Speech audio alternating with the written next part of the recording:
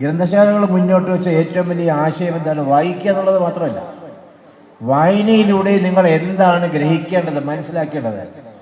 വായനയിലൂടെ നിങ്ങൾ മനുഷ്യരാകണം എന്നാണ് ഗ്രന്ഥശാല ജനങ്ങളോട് പറഞ്ഞത്.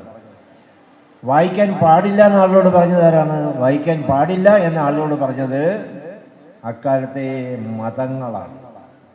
എല്ലാ മതങ്ങളും ഇതിനകത്ത് ഒരുപോലെ കുറ്റവാളികളാണ്.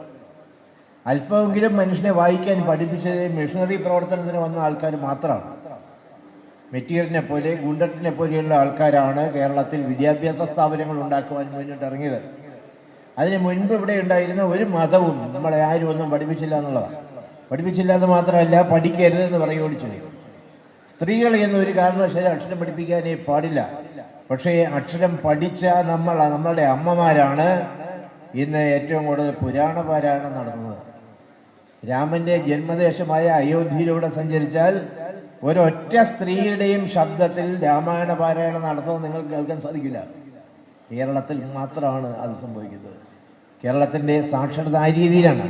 നമ്മൾ അമ്മമാരെയും സഹോദരിമാരെയും എല്ലാം വിദ്യാഭ്യാസ സ്ഥാപനങ്ങളിലേക്ക്, സ്കൂളുകളിലേക്ക് പറഞ്ഞേക്കുകയും ചെയ്തു. മതാതീത മനുഷ്യനെ സൃഷ്ടിക്കാനുള്ള ശ്രമമായിരുന്നു കേരളത്തിലെ ഗ്രന്ഥശാലകൾ നടത്തിയിരുന്നത്.